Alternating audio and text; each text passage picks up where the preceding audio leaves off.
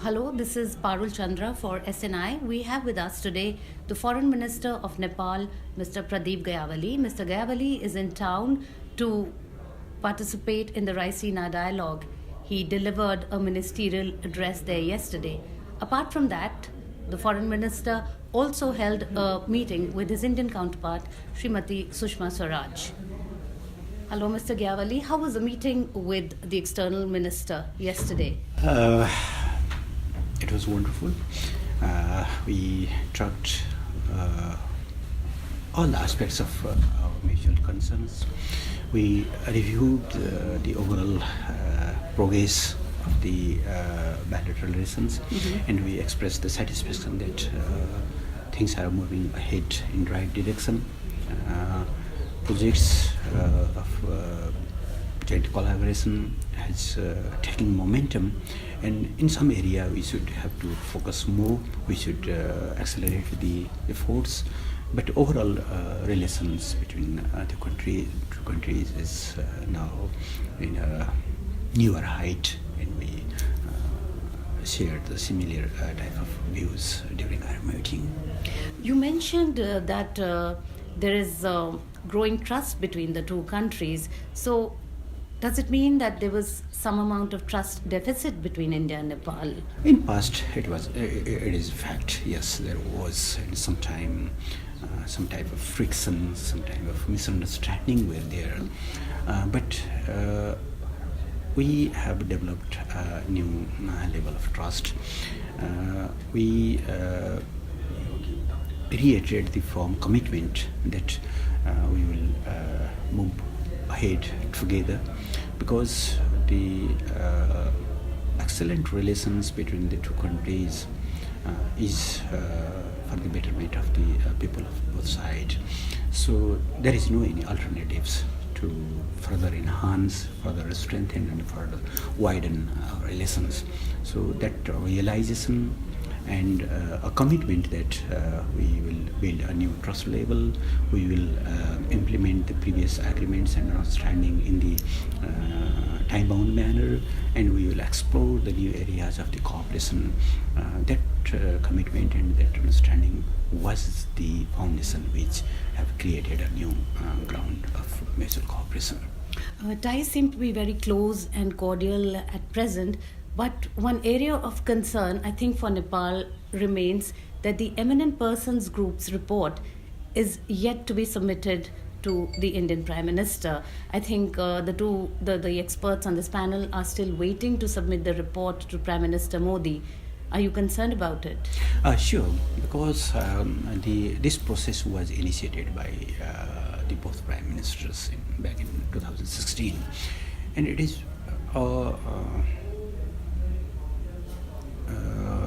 firm commitment of both sides that overall gamut of our relations should be reviewed. If there are irritants, that should be removed. If there are problems, that should be addressed, and we should enhance, increase the level of our relations in newer heights is the requirement of the 21st century, covering, comprising the other areas which have been emerged now. So it was politically decided and politically initiated. Unfortunately, the both of leaders are leading the country today as well.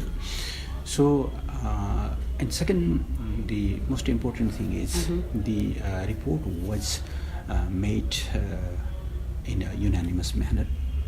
Though there were many issues and various perspectives in both sides, but the group was able to mitigate, to bridge the gaps, and they produce a unanimous document.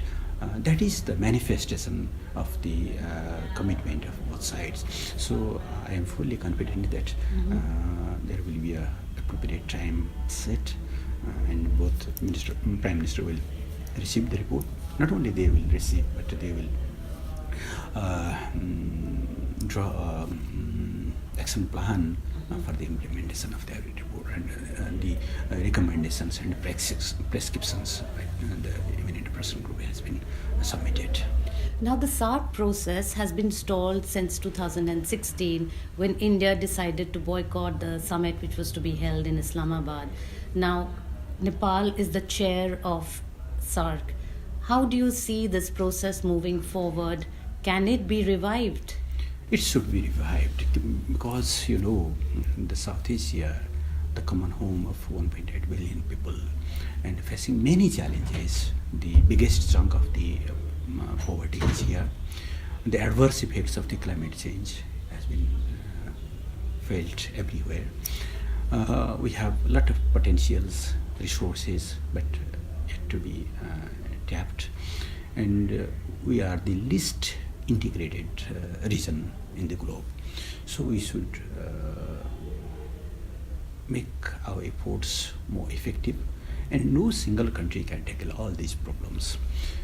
Yes, there may be some misunderstanding, even differences, even the divisions between the countries, but the only way to tackle those problems is the negotiation, talk, contact, engagements, and the common efforts. So I do believe that the leaders in the region, they will review, they will feel the necessity of the reviving of this process, and I am especially encouraged by the commitment by all heads of the government and the states while they were conveying the message during the Saarc Saturday.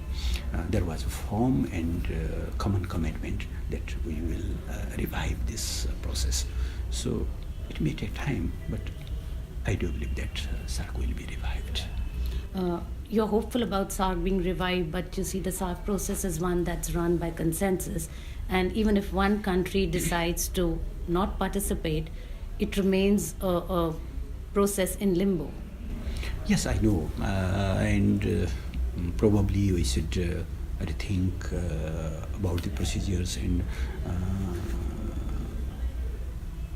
the modality even. But what I do believe that there is a common commitment, and most importantly, other mechanisms of Saarc, they are still active. Secretariat is active, and other mechanisms are active. We held an unofficial meeting, informal meeting in New York, in the sideline of the United Nations General Assembly in last September. So I believe that current mist will be moved, and then new beginning will be there. Could you please share with us your thoughts on this electricity bank that Nepal has proposed to India? Yeah, energy bank is a concept which can be very instrumental of the energy exchange, because we have complementary. Nepal is basically a hilly country. And India, especially the adjoining provinces like Uttar Pradesh and Bihar, they face electricity shortage during the summertime, where Nepal has surplus generation of energy. So if we make such type of arrangements that when Nepal has surplus, it will export to India like a bank notes or currency, and when India has surplus, they need less during the winter, but Nepal needs more during the winter, because our generation system is based upon the runoff river, and during the winter the flow of the water in the increases. Decreases. So we can establish a barter system. So that is the core message of the energy banking, and fortunately there has been a positive understanding on that regard, and we are working on the modality of operation of this system. Can you tell us something about the connectivity projects between India and Nepal? You mentioned waterways, you mentioned railways. Yes, very recently the railway project which joins the Jayanagar to Kurtha, Janapur and Kurtha has been completed, and we are in the process of purchasing 2 locomotives from India, and sooner there will be a railway connection. In other parts also the cross-border connectivity is moving faster. We have just finalized the engineering traffic survey of the Raxol-Kathmandu proposed railway link, and Indian side has gave us 2 options, and Nepali side is discussing which option we will follow. Very recently, Indian government has revised the energy export import guidelines, which will pave the way for the power exchange between the 2 countries. So these are the areas where we are working, and some petroleum pipeline which is connected, which will connect the Motihari to Amleganj. That is in a speedy way. Yes. So these are the areas where the cross-border connectivity in various means are going on. How do you address Indian concerns about increasing Chinese influence in your country? I think there is no any that type of concern, because we are very encouraged by the growing exchange of meetings and exchange of high-level visits between Indian leaders and Chinese leaders. We are especially encouraged by the last year Wuhan's meet. So the growing engagement of regional countries, regional powers is encouraging, because it paves way for the broader regional engagement and cooperation. So I don't think that there is any problem or question from Indian side about the relations between Nepal and China. One final question, Minister, and this has nothing to do with foreign policy. You are a writer, you write poetry, you have literary pursuits. Do you find time to follow these interests in the busy job that you have now? Actually, this time in these circumstances, it is really regrettable. But I have several plots in my mind. Yes. I have taken some notes in my notebook, laptop. Some inspiration from your political career? Yes, because politics give perspective to study the society. It gives the opportunity to make broader contact during your political journey. You met many those characters which may be converted later on, either the that of central character of your novel, story, poem as well. It gives a platform, though your responsibility in politics and your hobby in creative writing is different, but I think they serve each other in this way. Oh, it was a pleasure talking to you, Minister. Thank you so much. Thank you.